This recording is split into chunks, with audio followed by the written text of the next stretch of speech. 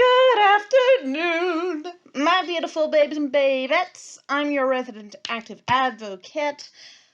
Sorry I wasn't here yesterday. I had a throbbing migraine all day because barometric pressure is a thing. And it's a thing that we're not a fan of. Oh my god. So that was fun. Hilarity ensued. All day, literally, from sunup to sundown. I'm like this. Right? I don't like doing videos when I'm like that. You don't like me doing videos when I'm like that because Lily is stupid when she's in pain. Lily is also stupid when she's tired. So, yeah, several situations under which you don't want me making a video. However, we are back today after Canadian Thanksgiving, and I have nummy food in my gut from the past several days. We had a gigantic Thanksgiving and it was great. But we are back today to look further into the IASR, and we are going to pick up with my arbitrarily set part 2 of the customer service standard. This is going to be shorter than part 1, thankfully, because that video was not short. And I had to go through the whole thing to see where I had left off. But, well, okay, you scrolled to the end, la-de-do. But, yeah, that's been my past 10 minutes or so. So, here we are. Maximizing document. Haha. All right, so to continue on from where we left off. Notice of temporary disruptions. This is important, just so you know. All right, 1. If, in order to obtain, use, or benefit from a provider's goods, services, or facilities, persons with disabilities usually use other particular facilities or services of the provider, and if there is a temporary disruption in these other facilities or services, in whole or in part, the provider shall give notice of the disruption to the public. Okay, that can be posted on your website. That can be posted directly outside of the store, but preferably on the website, or sometimes they'll even say on the radio, like X street or X store are shut down today for renovations kind of thing. So pay attention, I suppose, but the onus for this one is not necessarily as much on the person with the disability as it is on the business, because if you don't say that your particular services for people with disabilities have been disrupted, that is, I believe that's discriminatory, if not just flat out irresponsible. It is flat out irresponsible, but also you are barring your business to people with disabilities, and that's not a good look, all right? Carrying on. 2. Notice of the disruption must include the reason for the disruption, its anticipated duration, and a description of alternative facilities or services, if any, that are available. That's self-explanatory. Basically, okay, this is a really bad example because elevators are part of the building code. It doesn't have anything to do with the AODA or the IASR, but if elevator 1 at this side of the store is down, please use elevator 2 on the other side of the store. It's as simple as that. But like I said, that's a really bad example. 3. Every provider other than a small organization shall prepare a document setting out the steps that the provider will ensure are taken in connection with a temporary disruption and, on request, shall give a copy of the document to any person. All right, so again, self-explanatory, but really, I personally believe that this kind of information should be freely available online and not just by request. Like, if you're going to have a functioning website that people are going to keep it up, keep it up to literal up to date. Mind you, not every company uses a website, and especially with small businesses, if I believe it is fewer than 50 employees in Ontario, that counts as a small business. If you don't have an up and coming website, if you don't have anything big online, then yeah, there are different ways that you can do this in. All right, so be mindful of different forms of accessibility for media as well, which is also included in the AODA, but we will get there. And currently we're talking about the IASR anyway. 4. Every provider, other than small organizations, shall notify persons to whom it provides goods, services, or facilities that the document required by subsection 3 is available on request. Self-explanatory. Moving on. 5.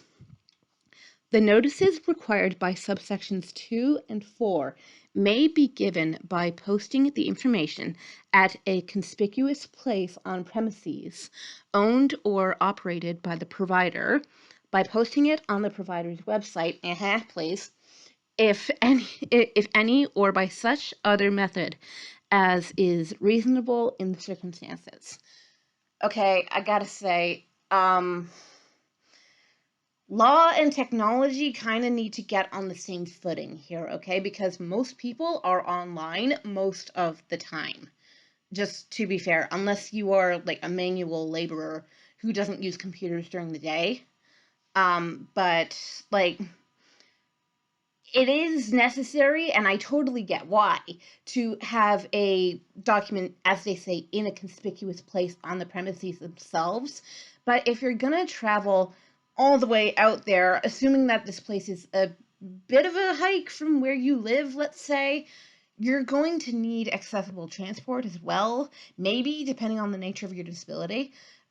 Basically, what I'm saying is that the most readily available platform should be the most prevalent place where you post this information. All right. So for different people, different platforms are going to be more readily available. And just speaking from personal experience, for me, that would be online. But the problem is you got to check the website before you go. But the other problem is if you go and it's, posted on the door outside or something, you just wasted your time and potentially some money getting there. All right. So, all right, new heading. Training for staff, etc. Yes, they put the term etc. in a heading. That's cute. All right. 1. In addition to the requirements in Section 7, every provider shall ensure that the following persons receive training about the provision of the provider's goods, services, or facilities, as the case may be, to persons with disabilities. 1. Every person who is an employee of or a volunteer with the provider. 2. Every person who participates in developing the provider's policies. 3. Every other person who provides goods, services, or facilities on behalf of the provider. Okay.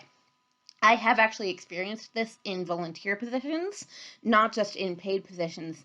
At the start of every new, shall we call them, term, at the place where I volunteered, there was always a rundown of, basic safety protocol, but also here's how we accommodate the people who are working with us. Here's how we accommodate the people for whom we are working, so on and so forth.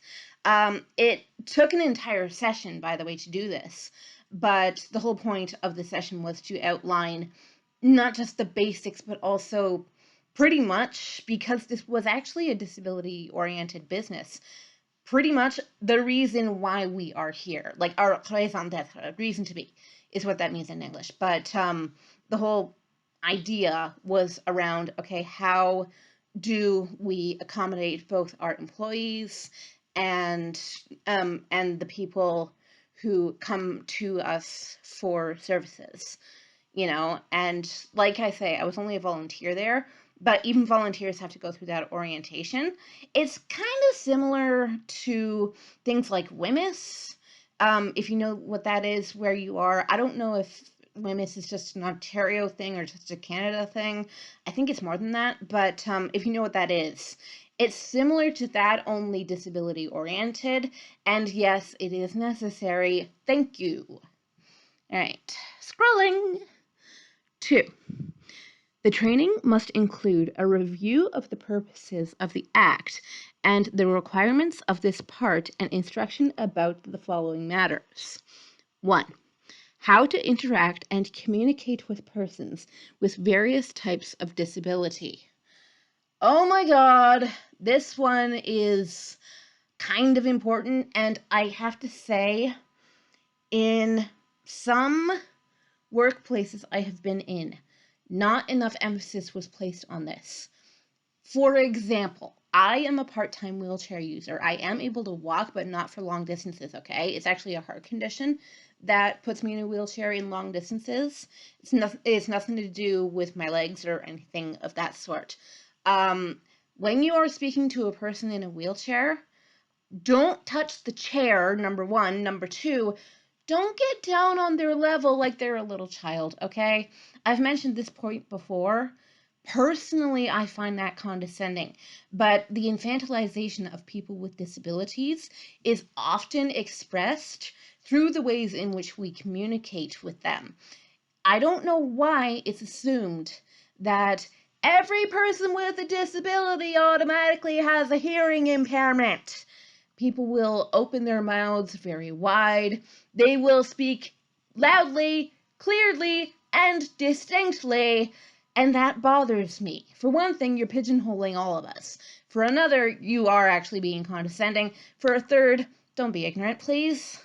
You know, there's more than one different kind of disability, and they all require different kinds of communication. However, at the same time, please treat us all, A, as individuals, B, as intelligent human beings. Thank you. All right. Diatribe. Yes, but it's important. Thank you. 2. How to interact with persons with disabilities who use an assistive device. Don't touch the device! Or require the assistance of a guide dog or other service animal, or the assistance of a support person. Don't touch the animal! And in terms of support people, I've used this example before. If you have an ASL interpreter with you, the person to whom you are speaking, so the employee in this case, they are supposed to look at you when you are communicating with them, not at your support person, okay? In their capacity as your support person, they are there to be a conduit for communication, not a substitute for your communication, okay? So if you are an employee who is interacting with a service animal, don't touch the animal. With a person using an assistive device, don't touch the device. That includes wheelchairs, that includes canes, that includes walkers, so on and so forth. There are multiple different devices, okay? But if you see someone who has a person assisting them with their needs, pay attention to the person with the disability, not to the support person, okay? And as I said in the last video, that is not to deny the humanity or the autonomy of the support person themselves, but in their capacity as a support person, they are there to be, you know, a mediator between the two sides, and also someone who can help you kind of stretch your legs, get out into the community. Right? So there's always that aspect to consider. It's not a denial of humanity for party A. It's an affirmation of individualism, of independence for party B. Okay? All right, 3. How to use equipment or devices available on the provider's premises or otherwise provided by the provider. That's an awkward sentence. That may help with the provision of goods, services, or facilities to a person with a disability. I'm trying to think of examples. The best one I can think of is Braille markers on shelves and signs and beside elevators, that kind of thing. If you were to point out to a person with a visual impairment, for example, where the Braille is, then they can read it themselves if they are a Braille user. I know how to read and write with Braille. I don't use it on a regular basis. I could use it in a pinch if I had to, just for a short duration kind of thing. But that is the reason why, if you have seen elevators labeled with Braille, that is the exact reason why. So that you don't need a person with vision to accompany you on your quest to get your groceries. But if you don't know where the Braille is, for example, then that could be an issue. So that sort of thing could be pointed out to you, and then you could go from there on your own. Remember that this is to facilitate independence and autonomy. It's not a substitution for both of those things. All right? So basically, help me if I need it, but let me go on my own from there. All right, 4. What to do if a person with a particular type of disability is having difficulty accessing the provider's goods, services, or facilities. All right, if you are made aware that you should intervene, please don't do so in a condescending manner, like, let me help you get everything, like, I might need to know where the pet food is. I don't necessarily need you to get the pet food for me. There's a difference, okay? There has to be a middle ground that people can tread in order for people with disabilities not to lose our autonomy when we're doing just these basic daily life tasks out in the world, because we're people too. No, Sherlock, right? Yeah, so basically, if we ask for your help, please know how to do it, but please also use an even hand.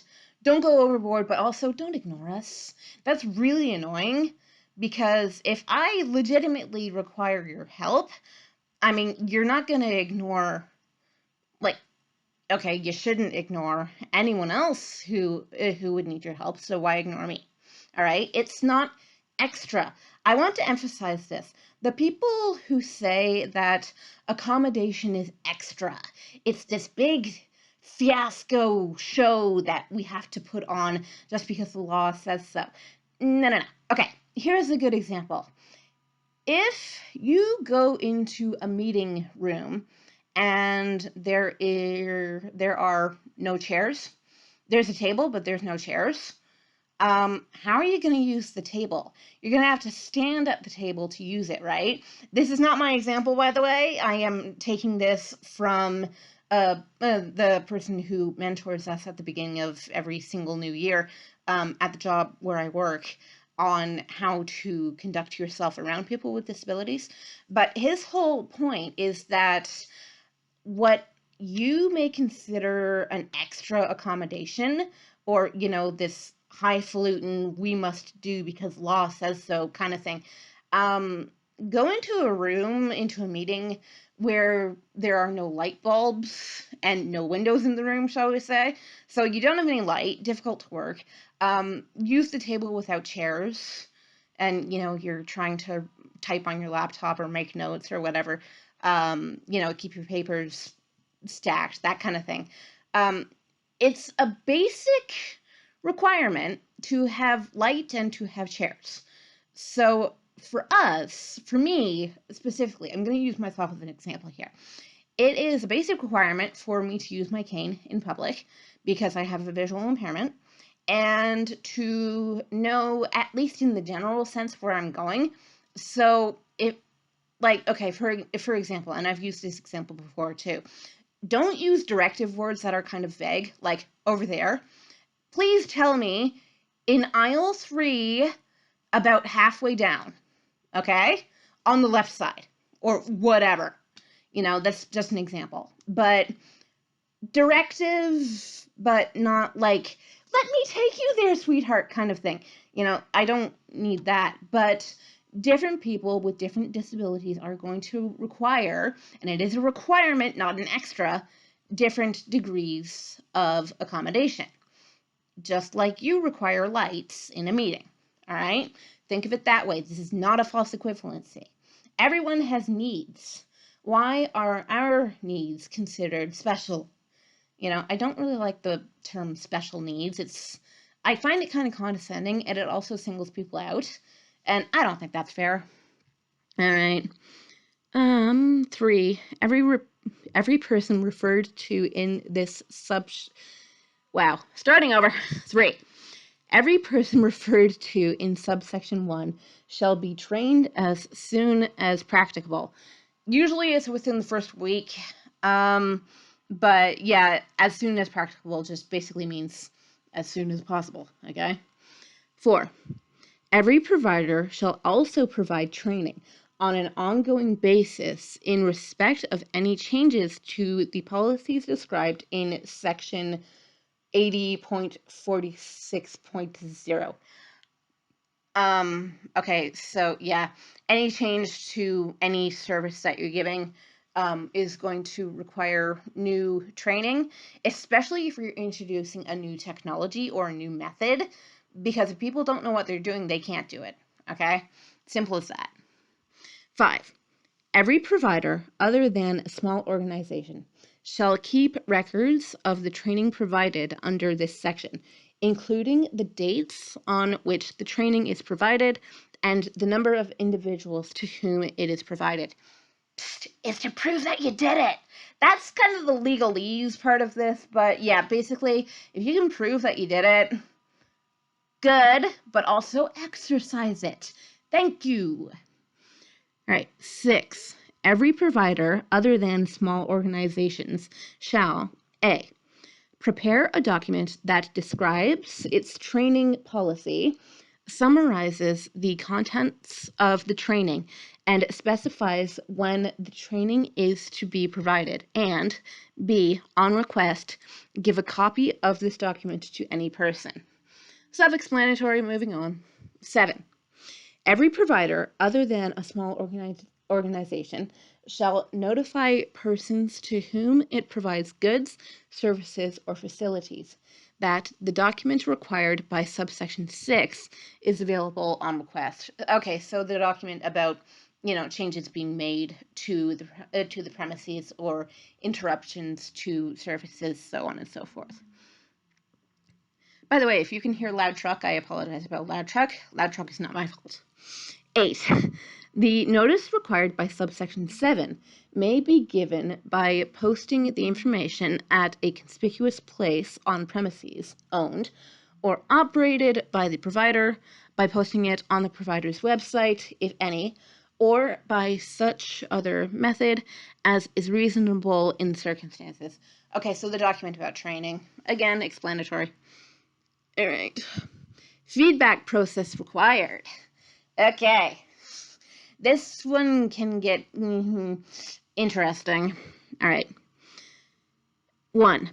Every provider shall establish a process for receiving and responding to A.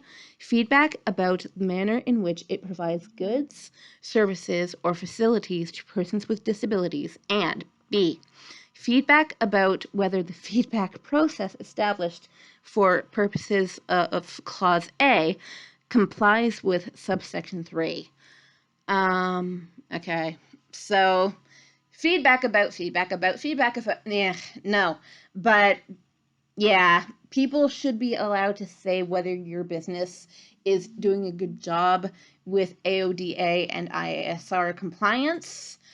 The problem I see with this is that people with disabilities themselves often don't recognize that we have actual rights under the law that are prescribed by the law.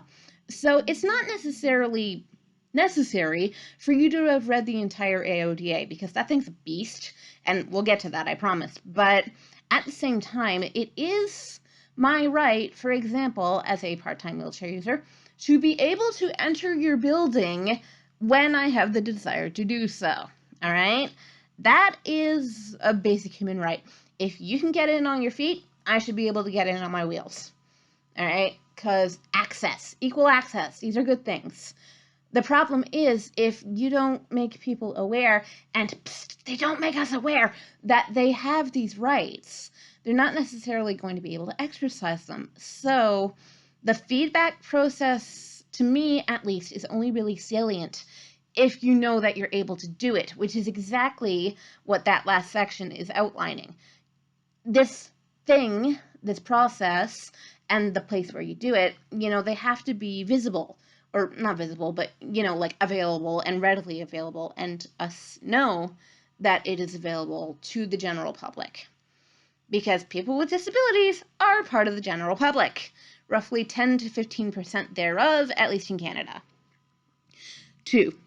The feedback process must specify the actions that the provider will take if a complaint is received about the manner in which it provides goods, services, or facilities to persons with disabilities. This doesn't just have to do with environment, this can also have to do with people. Like I mentioned before, condescending behavior, not fun. I don't like it, okay? Don't do that. And I have also had my own complaints ignored before, and these aren't even necessarily complaints. I gave the door opening example, getting into your building, and the accessibility button was not operational at the time, and the person I was with had to open the door for me so that I could wheel myself in, which is stupid, and especially if you're alone, because that's not going to work. So I asked to speak with the manager, and they told me, oh, you could just go around to the other entrance. To me, that's not the point.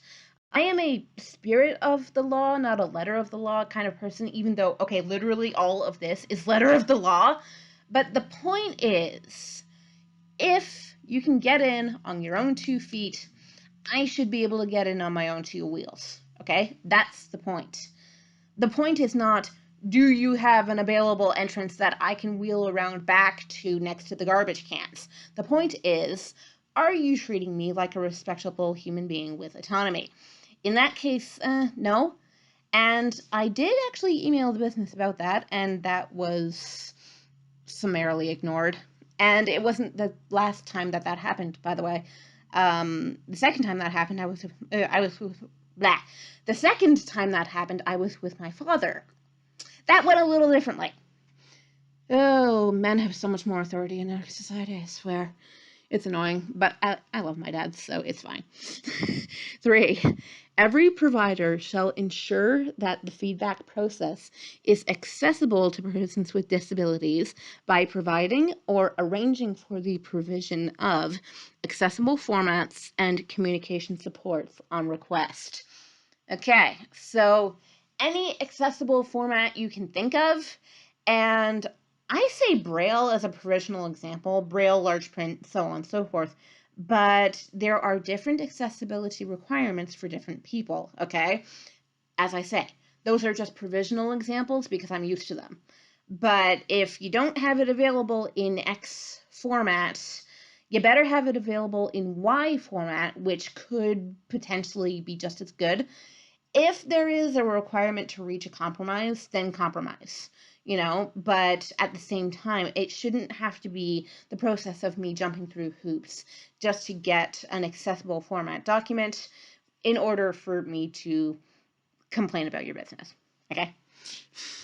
4.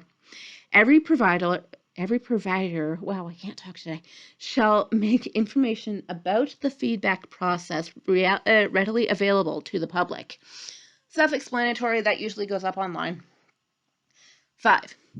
Every provider, other than a small organization, shall prepare a document describing the feedback process and, on request, shall give a copy of the document to any person. Okay, so like I said before, this is like feedback about feedback, but this is instructions on how to do it, I guess. Okay. 6. Every provider, other than a small organization, shall notify persons to whom it provides goods, services, or facilities that the document required by subsection 5 is available on request. Self-explanatory. All right. 7. The notice required by subsection 6 may be given by posting the information at a conspicuous place on premises owned or operated by the provider, by posting it on the provider's website, if any, or by such other method as is reasonable in the circumstance. Okay, so just like above with the whole, documentation about how we actually do give help, this one about the feedback process and the document for the feedback process itself, again, should be made readily available and knowingly available in an accessible place. All right, so format of documents. How much further do we have to go? I just want to check on this, okay? Oh, hi. Okay, never mind. 1. If a provider is required by this part to give a copy of a document to a person with a disability, the provider shall, on request, provide or arrange for the provision of the document or the information contained in the document to the person in an accessible format or with communication support. Self-explanatory. Okay. Oh, sorry. Sorry, this is broken down. I didn't see that. Or with communication support. A, in a timely manner that takes into account the person's accessibility needs due to disability. And B, at a cost that is no more than the regular cost charged to other persons. We shouldn't have to pay more to do the exact same thing, okay? That's kind of important. This is what equity is based on, not just equality, all right? And equity is a bigger concept than equality. If you go back and watch the earlier videos of mine, I have described the difference before. All right, so 2. The provider shall consult with the person making the request in determining the suitability of an accessible format or communication support. Okay, this is where I talk about compromise. If you don't have it readily available in, say, Braille, do you have it readily available in audio? Or can someone read it to the person with the visual impairment? By the way, if a person is completely blind, no, large print is not going to work for them. I am actually aware of a scenario in which that was considered a substitute. Don't do that, okay? Really. When people need to compromise, it means talking about it together. It doesn't just mean, well, I'm going to give you this instead because I say so. No, it means asking the person what they think would be the suitable alternative of the following list. Depending on how many things you've got on that list, it could be an easier process or a harder process. But this is not, this is not a thing that can just be skipped over. Like I said with the whole light bulbs and tables or chairs example, this is not something that is extra, okay? People often mistakenly view people with disabilities as, I hate this term, high needs, okay? We don't have high needs, we have different needs, okay? Like, you got to make a distinction there because it's not only really condescending to call someone high needs, but it's also a very ineffectual way of thinking when you have people with disabilities in your life. And as the population keeps getting older, by the way, this is going to happen more and more often because age-related disability is a thing. If you live in Canada right now, or even in North America, the baby boomers are aging, and a lot of them are going to be retiring soon. And age-related disability is definitely a thing. You hear about people losing their hearing, you hear about people potentially losing their vision. Both of those things happened to my grandmother before she died, but she was 104 when she died, so 2 thumbs up. That's pretty awesome. But okay, just, as you go through life, things are going to happen. They are going to happen, okay? Don't say, no, that's not going to happen to me. Don't do that, okay? If we turn disability into the boogeyman, it's not going to be good for anyone. It's not good for anyone's mental health. Also, if we turn disability into a problem for everyone else being the people who are going to age up into people with disabilities, by the way, if we turn disability into a problem for everyone else, that is also not good for civilization, as we have seen time and time and time and time and time again through examples throughout the world. All right? You get eugenics, you get just discrimination, you get these very ableist attitudes and practices throughout all of history, throughout all civilizations everywhere, and I don't like it. I think that in order to grow up, we need to start thinking in a different way.